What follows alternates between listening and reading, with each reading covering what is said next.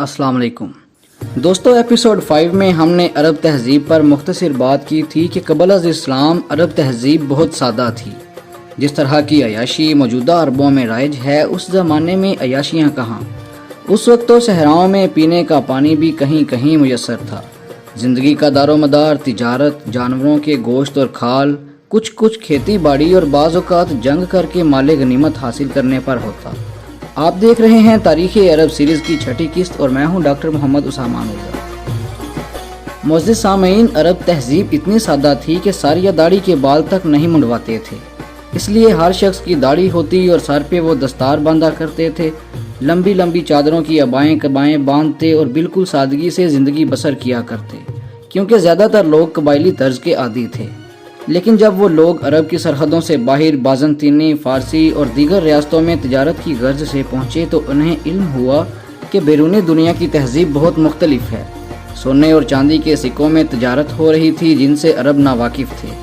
रूमी ईसाइयों से उन्हें ईसाइयत का पता चला तो वो अरब जो अंबिया और पैगम्बरों से नाआशना थे, वो हैरान हुए कि कैसे मुमकिन है कि कोई शख्स नबी या पैगम्बर भी हो सकता है, क्योंकि इस बात का इल्म तो सिर्फ अरब में बनी इसराइल और बनी इस्माइल यानी कुरैश को ही था।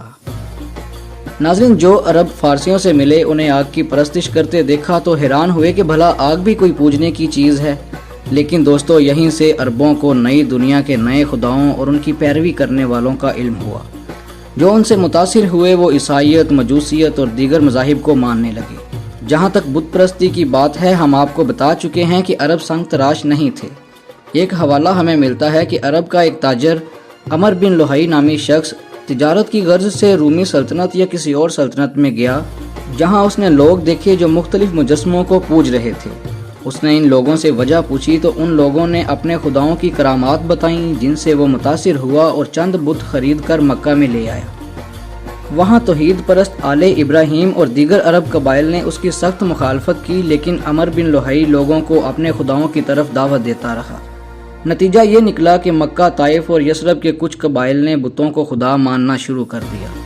लेकिन नाज़रीन, अरब के बहुत सारे लोग खुदाए वाहिद को मानने वाले भी थे, जिनमें से साबी मजहब और यहूदियों का जिक्र हमने एपिसोड 5 में किया था।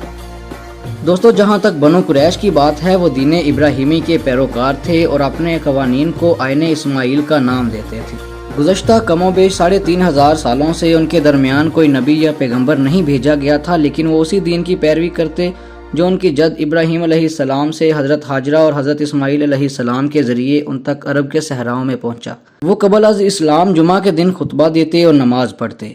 नाज़रीन, कुछ हवाले हमें बताते हैं कि बनु कुरैश की शाख बनी तमीम में बाज़ लोगों ने बुत परस्ती का आगाज़ कर दिया था।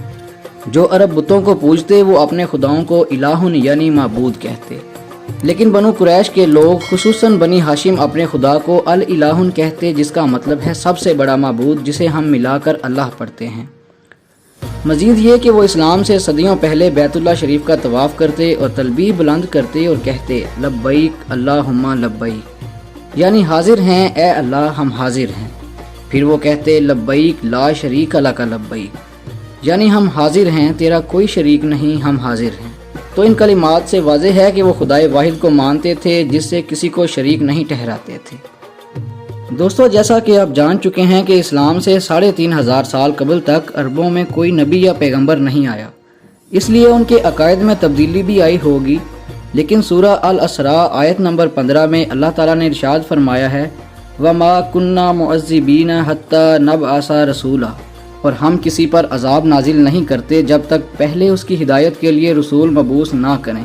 और जिस ज़माने की हम बात कर रहे हैं, उस वक्त रूए ज़मीन पर सिर्फ अरब ही वो कौम थी जिसमें 3500 साल से कोई नबी नहीं भेजा गया था।